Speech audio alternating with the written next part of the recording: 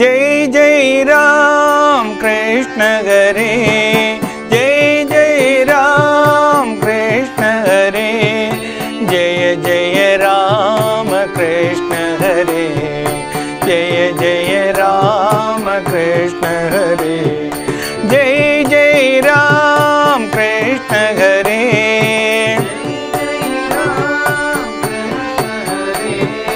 जय जय राम कृष्ण हरे।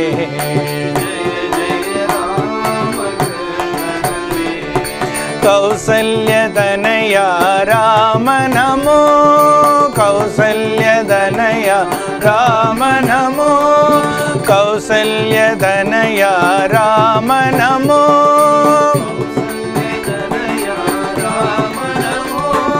देवकी नंदन कृष्ण नमो, देवकी नंदन कृष्ण नमो, जय जय राम कृष्ण हरे,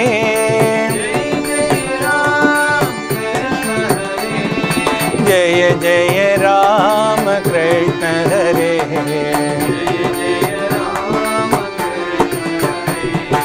दशरथ नंदन राम नमो, दशरथ नंदन राम नमो, वसुदेव नंदन कृष्ण नमो,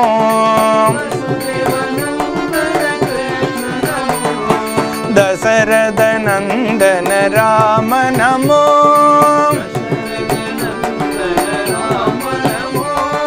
वसुदेव नंदन कृष्ण नमो,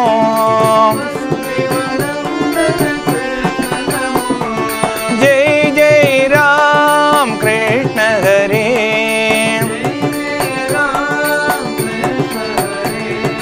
जय जय राम कृष्ण हरे,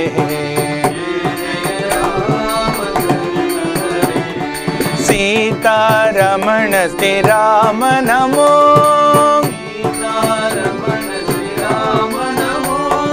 सीतारमण श्री राम नमो,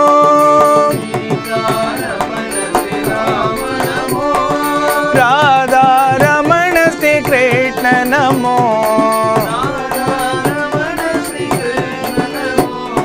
राधा रमण श्री कृष्ण नमो,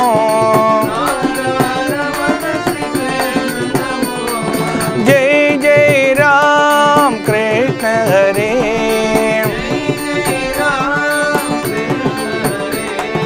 जय जय राम कृष्ण हरे,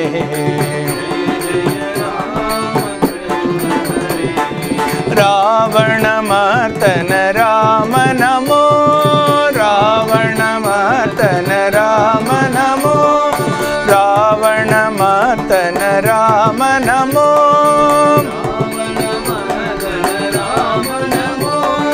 कंस विमर्दन कृष्ण नमो, कंस विमर्दन कृष्ण, कंस विमर्दन कृष्ण नमो, कंस विमर्दन कृष्ण नमो, जय जय राम कृष्ण हरे,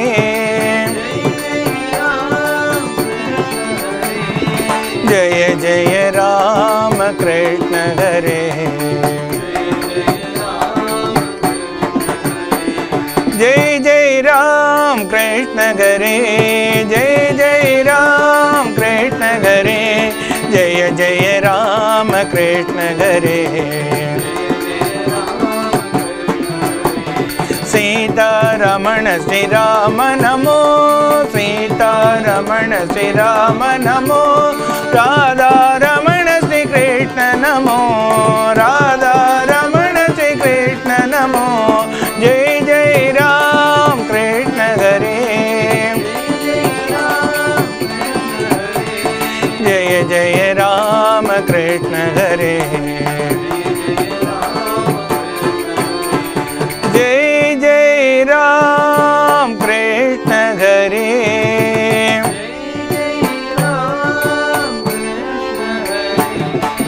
जय जय राम कृष्ण हरे।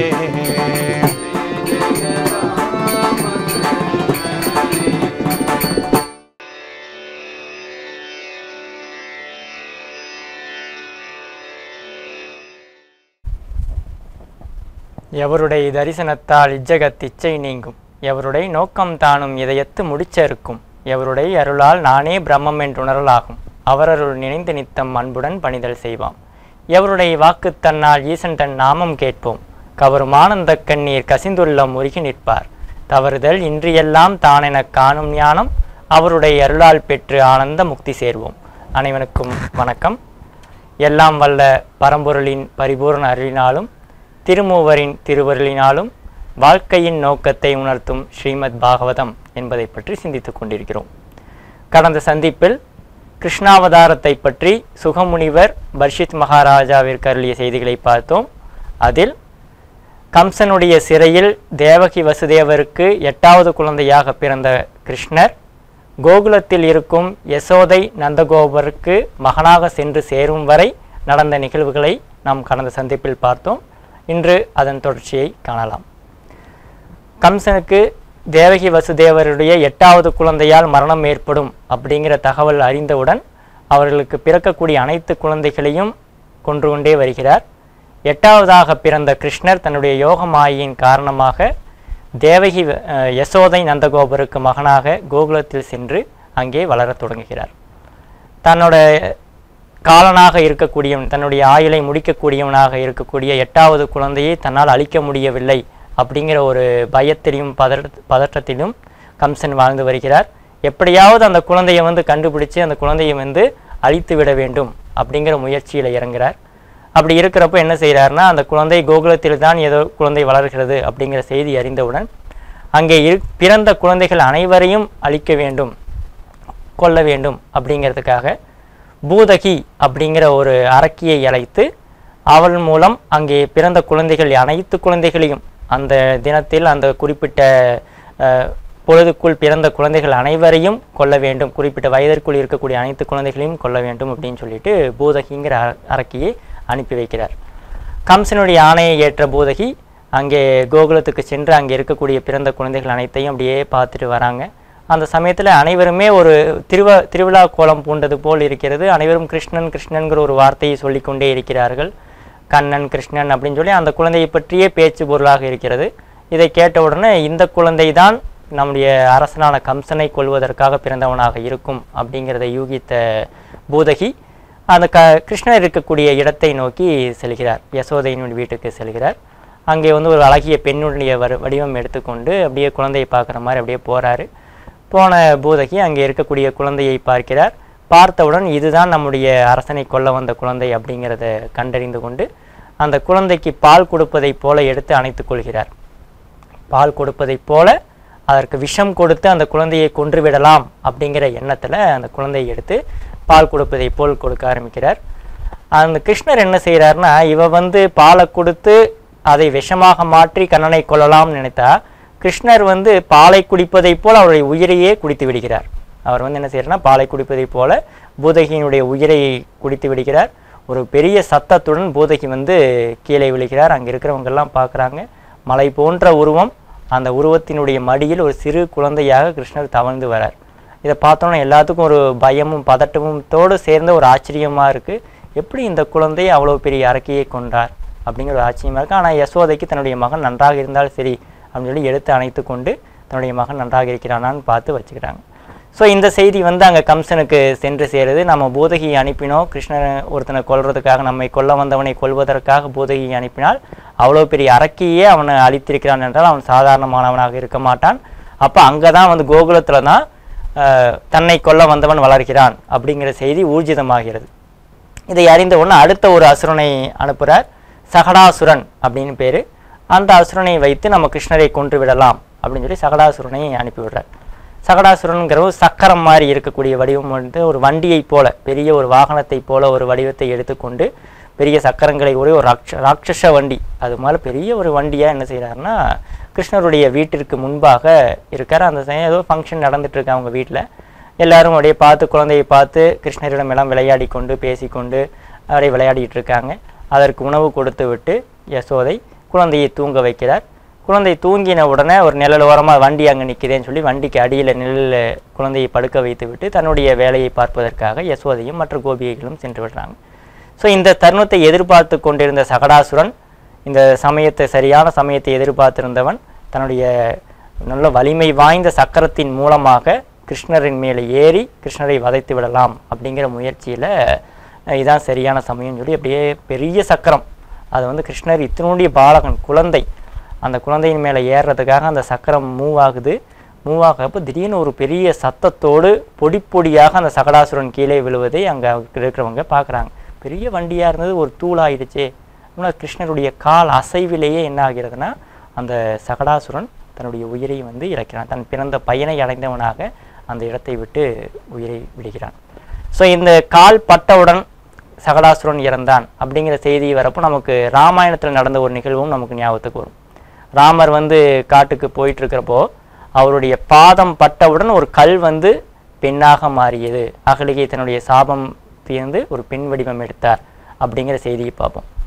அங்கே ஆக்சுவலாக ராமர் சொல்லியிருப்பார், இந்த இப்பிறவிக்கு இருமாதரை சிந்தையாலும் தொடேன் அப்படின்றிருப்பார். சிந்தையால் கூட ஒரு பெண்ணை நான் தொடமாட்டேன் அப்படின்ற பாதம் பட்டு ஒரு கல் பெண்ணாக மாறியது அப்படின்னு சொன்னால் அவருடைய வாக்குக்கு அங்கே இழுக்காகும் அப்படின்னு சொல்லி கம்பர் என்ன சொல்லியிருப்பார்னா, அவருடைய பாத தூளி பட்டு அந்த கல்லானது பெண்ணாக மாறியது அப்படின்றிருப்பார். பாத தூளினா பாதத்தில் பட்டிருக்கக்கூடிய மண் அந்த கல்லின் மீது விழுந்தவுடன் அந்த கல்லாக இருந்த அகலிகை தன்னுடைய சாப விமோச்சனம் பெற்று தன்னுடைய சுய உருவான பெண் வடிவம் எடுத்தாள் அப்படின்னு சொல்லியிருப்பார். ஏன்னா அந்த பாத தூளி பாதம் கூட படலை, அதில் இருக்கக்கூடிய ஒரு மண் பட்டாலே நம்முடைய பாவங்கள் அனைத்தும் தீர்ந்துவிடும் அப்படிங்கிற மாதிரி இங்கே சகடாசுரன் அங்கே இருக்கான். பெரிய அரக்கன், கொடூரமான செயல்களை செய்யக்கூடிய அரக்கன் கிருஷ்ண பரமாத்மாவினுடைய அந்த பாத அசைவிலேயே என்னாகிறான்னா தன் பிறந்த பயனை அடைந்தவனாக மோட்சம் அடைய தகுதியுடையவனாக மாறுகிறான்.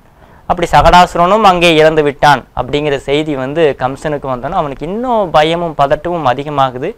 என்ன பண்ணுறது அப்படின்னு பார்க்குறப்போ அடுத்த ஒரு அசுரன் வரான். புயல் போல செயல்படக்கூடியவன் திருணவர்தன் அப்படின்னு பேர்.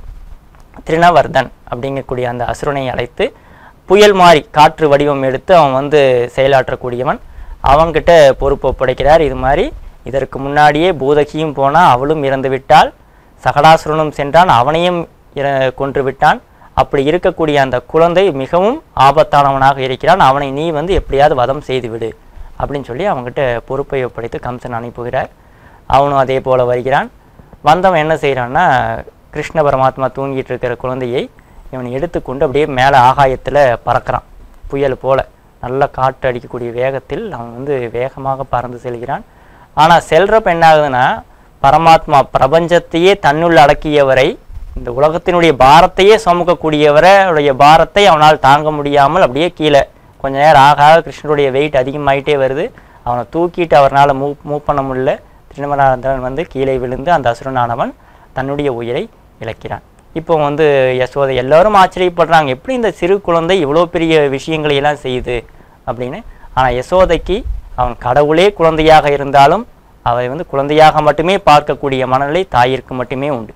எவ்வளோ இது இருந்தாலும் சரி, அதை குற்றம் ஏது செய்தாலும் குறைகள் செய்திருப்பினும் பெற்றதாய் விகாரமின்றி பிள்ளை என்று கொஞ்சுவாள் அப்படிம்பாங்க. எத்தனை குறைகள் இருந்தாலும் சரி, எத்தனை குற்றங்கள் இருந்தாலும் சரி, அதே போல் எவ்வளவு பெரியவனாக இருந்தாலும் சரி, எவ்வளோ சிறந்தவனாக இருந்தாலும் சரி, தாய்க்கு வந்து தன்னுடைய குழந்தை அப்படிங்கிறது என்றைக்குமே ஒரே போலத்தான் இருக்கும். அப்போ அங்கே வந்து அவ்வளோ பெரிய அதிசயங்களை நிகழ்த்திய போதும் தாய் தன்னுடைய மகன் கிருஷ்ணன் நல்லா சேஃபாக இருக்கானா அப்படிங்கிறத பார்த்து எடுத்து அணைத்துக் கொள்கிறார். இந்த செய்தியும் மறுபடியும் கம்சனுக்கு போகுது. அவரால் சகித்து கொள்ள முடியவில்லை. இனி அடுத்தடுத்து அவருடைய முயற்சிகளை தொடர்வதற்கு அவர் தயாராக இருக்கிறார். அவர் என்ன முயற்சி செய்கிறாருங்கிறத நம்ம அடுத்த இதில் பார்க்கலாம். இப்போதைக்கு இந்த இதில் இந்த 3 விஷயங்களை பற்றி நாம் சிந்திப்போம். முதல்ல வந்தது பூதகி, 2வது சகடாசுரன், 3வது திருணவர்தன், அதாவது புயல் போன்ற வடிவம் கொண்டது. ஸோ நம்ம முன்னாடி எப்போவுமே சொன்ன மாதிரி தான் கதை வடிவமாக நம்ம வாழ்க்கைக்கு தேவையான விஷயங்களை சொல்வது தான் வந்து இந்த பாகவத கதையினுடைய நோக்கமாகவே இருக்கிறது. அப்போ இங்கே இருக்கக்கூடிய இந்த 3 கேரக்டர் யார் அப்படின்னா, அசுரர்களின் வடிவமாக நம்மிடம் இருக்கக்கூடிய தீய குணங்களை தான் அங்கே வந்து காட்டுறாங்க. பூதகி அப்படிங்கிறது வந்து நயவஞ்சகம், அதாவது உள்ளொன்று வைத்து புறமொன்று செய்தல் அப்படின்னு நான் சொல்லுவேன். உள்ள வந்து விஷத்தை வச்சுட்டு வெளியில் தேனுலக பேசுவாங்க அப்படின்னு சொல்லுவாங்க. அந்த குணத்தை தான் பூதகி அப்படிங்கிற கேரக்டர் அங்கே நமக்கு சித்தரித்து காட்டப்படுது. ஸோ அது போன்ற நம்மகிட்ட இருக்கக்கூடிய இந்த தீய குணத்தை, உள்ளொன்று வைத்து புறமொன்று பேசுதல்ங்கிற தீய குணத்தை அழித்தார். அது ஃபஸ்ட்டு பூதகி. 2வது சகடாசுரன், நல்ல ஸ்ட்ராங்கான ஒரு உருவம் கொண்டவன்.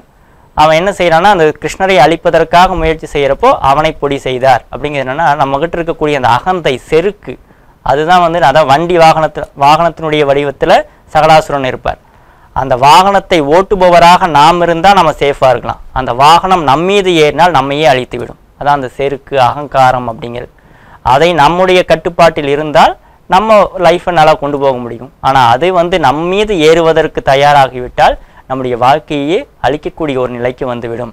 அப்படிங்கிறத வந்து அந்த சகடாசுரன்கிறது நம்முடைய செருக்கை இண்டிகேட் பண்ணக்கூடிய ஒரு விஷயமா நம்ம பார்க்கலாம். மூன்றாவதாக இருக்கக்கூடிய அந்த புயல் வடிவத்தில் வரக்கூடியவன் அது என்ன அப்படின்னு பார்த்தோம்னா, நம்ம திருவாசகத்துக்குள்ள ஒரு வார்த்தை சொல்லுவாங்க. சிவபுராணத்தில் மாணிக்க வாசகர் சொல்கிறார், சிவனை பற்றி சொல்லி கொண்டு வரும்போது வேகம் கெடுத்தாண்ட வேந்தனடி வெல்க அப்படிங்கிறார். வேகம் கெடுத்தாண்ட வேந்தனடி வெல்க. வேகத்தை கொடுத்தெல்லாம் நம்மளை எல்லாம் சிறப்பிக்க வைத்திருக்கு. நம்ம இறைவனை வணங்குறோம் அப்படின்னா அவர் நமக்கு தேவையான பலத்தையும் வேகத்தையும் கொடுத்து நம்மை முன்னேற்றினார் அப்படின்னு சொன்னா தான் நாங்கள் அவரை சிறப்பிப்பதாக இருக்கும். ஆனால் இங்கே இவர் என்ன சொல்றாருன்னா, வேகம் கெடுத்தாண்ட வேந்தனடி வெல்க அப்படிங்கிறார். எந்த வேகத்தை கெடுத்தார் அப்படின்னு பார்த்தோம்னா, நம்ம கம்பராமாயணத்தில் ஹனுமானை பற்றி சொல்கிறப்போ ஹனுமானுடைய சிறப்புகளை பற்றி சொல்லணும் அப்படின்னு நினைத்த கம்பர் வந்து அவருக்கு ஒரு வார்த்தை, அவரோட ஸ்பீடுக்கு ஒரு ஈக்குவலண்ட் கொடுத்து ஒரு வார்த்தையை சொல்லணும்னு நினைக்கிறார். அந்த இதில் என்ன சொல்ல வர்றாருன்னா, காற்றை போல வலிமையுடையவன், காற்றை போல வேகமாக செல்லக்கூடியவன் அப்படின்னு சொல்லலாம். அப்படின்னு பார்த்தா காற்று வந்து ஏற்கனவே ஹனுமானுடைய தந்தை, வாயு பகவானுடைய மகன் தான் வந்து ஹனுமான். அதில் காற்றை போல வேகமானவன் அப்படின்னு சொன்னால் அது பெரிய ஒரு சிறப்பான வார்த்தையாக இருக்காது. ஏன்னா ஏற்கனவே தந்தையை போல் மகன் இருக்கான் அப்படிங்கிறதுல பெரிய சிறப்பு இல்லை. அப்போ அடுத்தது சிறப்பாக சொல்லணும்னு நினச்சா ஒரு மின்னலை போல செயல்பட்டார் அப்படின்னு சொல்லணும்னா இவருடைய வேகம் மின்னலை விடவே வேகமாக இருக்குது. அப்போ அங்கே எப்படி சொல்லலாம் அப்படின்னு நினைத்தவர் என்ன சொல்கிறாருன்னா, தன் மனதின் முன்னே செல்வான் அப்படிங்கிறார். தன்னுடைய மனதினுடைய வேகத்தை காட்டிலும் வேகமாக செல்லக்கூடியவன் ஹனுமான் அப்படின்னு அங்கே இடத்துல என்ன சொல்கிறார், ஹனுமானுடைய வேகம் அவருடைய மனதினுடைய வேகத்தை காட்டிலும் வேகமாக உள்ளது. ஏன்னா இருக்கத்திலே ஹையஸ்ட் ஸ்பீடாக ட்ராவல் பண்ணக்கூடியது எது அப்படின்னா லைட் அப்படிமோ 3 × 10⁸ மீட்டர்/செகண்ட் அப்படிங்கிறோம். ஆனால் அதை விடவே வேகமாக செல்லக்கூடியது நம்முடைய மனிதனுடைய மனம். இங்கே இருப்போம், இருந்த இடத்துலேருந்து எவ்வளவோ மைல்கள் கடந்து எங்கே வேணால் நம்மளால் செல்ல முடியும். அவ்வளவு வேகமாக செல்லக்கூடிய அந்த மனதை விட வேகமாக செல்லக்கூடியவன் ஹனுமான் அப்படிங்கிற. அப்படி வேகமாக சென்று தறிகெட்டு நம்முடைய வாழ்க்கையை எங்கேயோ திசை திருப்பி செல்லக்கூடிய அந்த மனதினுடைய வேகத்தை கெடுத்து நம்மை ஆளக்கூடியவன் ஈசன் அப்படிங்கிறதான் வேகம் கெடுத்தாண்ட வேந்தனடி வெல்க அப்படிங்கிறார். அந்த மனதின் வேகத்தை ஒத்த அந்த புயல் காற்றை போன்று வந்த அந்த அசுரனை அழித்து அந்த இடத்துல என்ன சொல்கிறாருன்னா கிருஷ்ணர் நம்முடைய மனோநாசத்தை, அந்த மனதை அழிக்க நிர்குணமாக பண்ணக்கூடிய அந்த மனதினுடைய வேகத்தை தடுக்கக்கூடியதாக அந்த அசுரன், மூணாவதாக வந்த அசுரனுடைய அழிவை அங்கே நமக்கு காட்டார். அப்போ இந்த 3 அசுரர்களும் நமக்கு விளக்கக்கூடியது நயவஞ்சகம்ங்கிற ஒரு தீய குணத்தையும், இரண்டாவதாக நம்முடைய செருக்கையும், மூன்றாவதாக மனோநாசத்தையும் அங்கே நமக்கு விளக்குகிறார். இந்த 3 விஷயத்தில் சொல்கிறார். அப்படியே அவருடைய கிருஷ்ணர் வந்து அங்கே நாளொரு மேரியும் பொழுதொரு வண்ணமாக வளர்ந்து கொண்டிருக்கிறார். அப்படி வளர்ந்து கொண்டிருக்கக்கூடிய கிருஷ்ணர் வந்து அவருடைய விளையாட்டுகளும் வளர்கிறது. அதே சமயத்தில் அவர் அந்த விளையாட்டோடு சேர்ந்து குறும்புத்தனமும் லீலைகளும் அப்படியே மெதுவாக வளர்ந்து கொண்டே வருகிறது. அப்படி அவர் விளையாடி கொண்டிருக்கும் பொழுது ஒரு தடவை பலராமனும் கிருஷ்ணனும் விளையாடி கொண்டிருக்கிறார்கள். விளையாடுறப்ப என்ன செய்யறா, ஒரு தடவை மண் எடுத்து சாப்பிட்டுறார், உண்டுறார் கிருஷ்ணர். ஸோ இந்த விஷயத்தை பலராமன் போய் தன்னுடைய அன்னையான யசோதையிடம் போய் சொல்கிறாங்க, இது மாதிரி என் தம்பி கிருஷ்ணன் வந்து மண்ணை எடுத்து உண்கிறான் அப்படின்னு கூப்பிட்டு கிருஷ்ணரை கேட்குறாங்க யசோதை, நீ மண் சாப்பிட்டியா அப்படின்னு. நம்ம எப்போவுமே சொல்லுவோம் கிருஷ்ணர் வந்து பொய் சொல்லுவார் அப்படிங்கிற மாதிரி. ஆனால் கிருஷ்ணர் ஒரு காலத்திலும் பொய்யே சொன்னது கிடையாது, எப்போவுமே உண்மையே சொல்லுவார். அது சொல்லக்கூடிய வாசகத்தை நம்ம தெளிவாக புரிந்து கொள்ளாதனா அவர் பொய் சொன்ன மாதிரி தெரியும். அண்ணன் வந்து இது மாதிரி சொல்கிறான், நீ மண் சாப்பிட்டியா அப்படிங்கிறாங்க. இல்லை இல்லை, அண்ணன் சொல்வது பொய்யே இல்லை இல்லை அப்படிங்கிறார். இல்லை இல்லை அம்மா, அண்ணன் சொல்வது பொய்யே இல்லை இல்லை, பொய்யே இல்லை, அவன் சொன்னது உண்மைதான், நான் மண்ணை தான் சாப்பிட்டேன் அப்படின்னு அங்கே ஏற்றுக்கொள்கிறார். அப்படியாக அவர் மண் சாப்பிட்டியா என்ன, இல்லைன்னு சரி வாயை தர அப்படின்னு வாயை திறந்து காட்டுகிறார். அந்த வாய்க்குள் யசோதை ஆச்சரியப்படுறது மட்டும் இல்லை, நமக்கே ஒரு ஆச்சரியமாக இருக்கும். சின்ன சின்ன குழந்தை மண்ணை உண்டு வந்து நிற்கிறது. அந்த குழந்தையின் வாயை திறந்தவுடன் வாயிற்குள் பிரபஞ்சம் அனைத்தும் தெரிகிறது, பிரபஞ்சத்தில் இருக்கிற அகிலங்கள் அனைத்தும் தெரிகிறது. அந்த அகிலத்தில் இருக்கக்கூடிய கம்சன் தெரிகிறான். அந்த அகிலத்திற்குள்ளே கம்சன் மட்டுமுள்ள கோகுலம் தெரிகிறது. அந்த கோகுலத்தில் உள்ள கண்ணன் தெரிகிறான். அந்த கண்ணன் முன்னே தன்னையும் கண்டாள். இதான் நம்ம சொல்லுவாங்க, பிரபஞ்சத்தை கண்டால் யசோதை வந்து பிரபஞ்சத்தை கண்டால் அகிலத்தை கண்டால், கம்சனையும் கண்டால், அங்கே கோகுலத்தையும் கண்டால், கோகுலத்தில் உள்ள கண்ணனையும் கண்டால், கண்ணன் முன் நிற்கும் தன்னையும் கண்டால், தன் கையில் இருக்கும் பிரம்பையும் கண்டால். கையில் பிரம்பை வச்சுட்டு கிருஷ்ணர் அடிக்கிறதுக்காக தயாராக இருக்கா, அதையும் அதில் காண்கிறார். ஸோ இது மூலம் நம்ம என்னத்தை விளக்கிறார் கிருஷ்ணர், நமக்கு என்ன சொல்ல வரார் இந்த நிகழ்வு மூலமாக அப்படின்னா, தன்னை ஒரு கடவுளின் அவதாரம் அப்படிங்கிறத ப்ரூஃப் பண்ணுறதுக்காக இது மாதிரி நிகழ்த்தி காட்டினாரா அப்படின்னா இல்லை. தனக்குள் அனைத்தும் அடக்கம் அப்படிங்கிறத புரிய வைக்கிறதுக்காக இது பண்ணாரா அப்படின்னா அது மட்டும் அல்ல. அனைத்தினுள்ளே தன்னையும் தன்னுள்ளே அனைத்தையும் காண்பது தான் ஞானம் அப்படிங்கிற உணர்வை நமக்கு ஏற்படுத்துறதுக்காக பண்ணாரா அப்படின்னா அவர் என்னன்னா தான் மட்டும் கடவுள் அல்ல, தான் கடவுள் அப்படின்னு நம்ம ஏற்று கிருஷ்ணரை கடவுள் நம்ம அக்செப்ட் பண்ணிக்கிறோம். ஆனால் அந்த கிருஷ்ணருக்குள் இருக்கக்கூடிய அனைத்துமே அவருக்கு அந்நியமாக எதுவும் இருக்காது இல்லை. அவருக்குள் காணக்கூடிய அனைத்தும் நாம் அனைவரும், நான் என்று நம்மை இந்த உடல் என்று பாவித்து கொண்டிருக்கும் நாம் அனைவரும் அவரின் அங்கம். அவருக்குள் நாமுடைய ஒரு அங்கமாகவும் அவரின் அம்சமாகவே நாம் இங்கே இருக்கிறோம் அப்படிங்கிறத நமக்கு புரிய வைக்கிறதுக்காக தான் தனக்குள்ளே அனைத்தையும் காட்டுகிறார். இப்போ தானே கடவுள்னு ப்ரூஃப் பண்ணுறதுக்காக அவர் செய்யலை. நம்ம தனக்குள் அனைத்தும் அடக்கம் அப்படிங்கிறதுக்காக மட்டும் அல்ல, தன்னையே தனக்குள் அனைத்தையும் அனைத்திற்குள் தன்னையும் அனைத்துமே அவர் தான் இருக்கார். அவருக்கு அந்நியமாக யாரும் இல்லை. அந்த கம்சனும் அவர் தான். அங்கே அசுரர்களும் தனக்கு அந்நியமாக எதுவும் இல்லை அப்படிங்கிற ஒரு இருமை இல்லாத ஒரு நிலையை நமக்கு உணர்த்துவதற்காகவே தனக்குள்ளே அனைத்தையுமே யசோதைக்கு காட்டி கொடுக்கிறார். ஆனால் மாயின் காரணமாக காலத்தின் ஓட்டத்தில் யசோதை அதை அனைத்தையும் மறந்தவளாக இருக்கிறார். ஸோ இதில் நாம் புரிந்து கொள்ளக்கூடிய விஷயம் என்னென்னா, இறைவனுக்கு அந்நியமாக இந்த உலகத்தில் இருக்கக்கூடிய எந்த பொருளுமே இல்லை அப்படிங்கிற விஷயத்தை கிருஷ்ணர் இந்த தரிசனத்தின் மூலமாக நமக்கும் விளக்குகிறார். இதை ரமண மகரிஷின்னு சொல்கிறார். எப்பெயரிட் எவ்வுருவில் ஏத்தினமா பேருருவில் அப்பொருளை காண்வழியதாயினுமப் மெய்ப்பொருளை உண்மையினை ஓர்ந்து ஒடுங்கி ஒன்றுதலே ஞானம். உண்மையில் காணல் உணர். அந்த உண்மையான மெய்ப்பொருளை அனைத்தினுள்ளுமே அந்த மெய்ப்பொருளை கண்டு தனக்கின் அயலாய் வேறு எதுவுமே இல்லை, அனைத்துமே அந்த இறைவன் மட்டும்தான் அப்படிங்கிற ஒரு நித்திய நிரந்தரமான நிலையில் இருப்பது தான் உண்மையாக இறைவனை காணல் உணர் அப்படிங்கிற. இறைவனை பார்க்கறதுனா ஏதோ இந்த கண்களினால் நாம் நினச்ச ஒரு உருவத்தில் நாம் இறைவனை கண்டோம் அப்படிங்கிறது இல்லை. நாம் சங்கு சக்கர கதாதாரியாக தான் இறைவனை பார்க்கணும் அப்படின்னு நினச்சோம்னா அதல்ல. நாம் பார்க்கக்கூடிய அனைத்துமே அவன்தான், அவனுக்கு அந்நியமாக வேறு எதுவுமே இல்லை. தன்னுள்ளே இருக்கிறது தான் வெளியிலையும் இருக்குது. ஏன் நமக்கு வார்த்தையில் நாம் எப்போவுமே சொல்வது என்னுள்ளே என்னுள்ளேன்னு நம்ம சொல்லுவோம். இதான் சிவவாக்கியர் கூட சொல்கிறார்.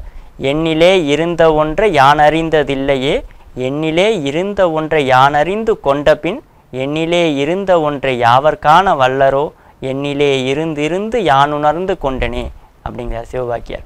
ஸோ இந்த இடத்துல நாம் என்னிலேன்னு ஏன் சொல்கிறோம் அப்படின்னா, நம்ம வார்த்தை வழக்கத்திலேயே அப்படி வச்சுருக்கோம். என்னுள்ளே இந்த உடம்பை தான் நான் நினச்சிட்டு இருக்கோம் டிஃபால்ட்டாக.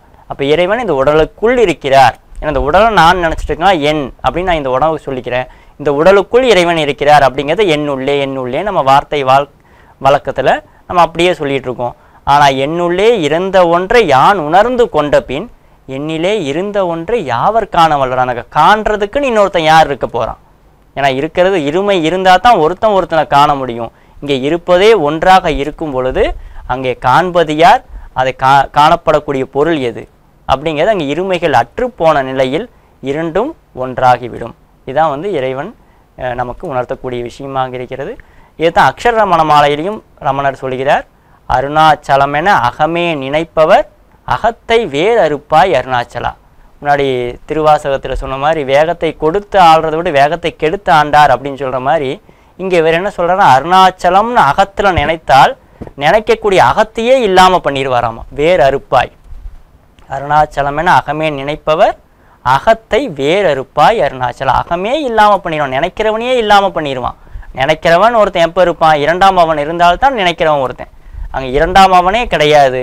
நினைக்கக்கூடியது நினைக்கப்படக்கூடியது அனைத்தும் அவன் ஒருவனாகவே இருக்கிறப்போ அங்கே நினைப்பவன் இல்லாத பொழுது அங்கே இறைவனாகவே நாம் இரண்டரை கலந்து விடுகிறோம் அப்படிங்கிறதான் அங்கே சொல்கிறார். அருணாச்சலமென அகமே நினைப்பவர் அகத்தை வேர் அறுப்பாய் அருணாச்சலா அப்படின்னு ரமண மகரிஷி சொன்னதை போல நாம் இந்த இடத்துல காண்ற விஷயம், கிருஷ்ணர் தனக்குள்ளே அனைத்தையும் காட்டி அனைத்தும் தன்னுடைய வடிவம்தான், இங்கே எதுவுமே தனக்கு அந்நியமானதாக இல்லை அப்படிங்கிறத யசோதைக்கு மட்டுமின்றி நமக்கும் உணர்த்துகிறார். இதை சுகமுனிவர் பரீட்சித் மகாராஜாவுக்கு கூறி முடிக்கிறார். இதன் தொடர்ச்சியாக கிருஷ்ணருடைய லீலைகளை பற்றியும் கம்சன் கிருஷ்ணனை கொல்வதற்காக எடுத்த முயற்சிகளை பற்றியும் இனி வரும் காலத்தில் நாம் சிந்திக்கலாம். வானாகி வானளந்த கோனாகி மண்ணாகி மண்ணொத்த மனமாகி தேனாகி தெவிட்டாத அமுதாகி ஊனாகி உள்ளுரையும் உயிராகி நானாகி தானற்ற நிலையாகி அதுவாகி இதுவாகி எதுமற்ற எல்லாமும் ஆகி உள்ளுரையும் தனிப்பொருளே உனையறியும் வரமுருளே என எல்லாம் வல்ல இறைவனை வேண்டி விடைபெறுகிறேன். நன்றி.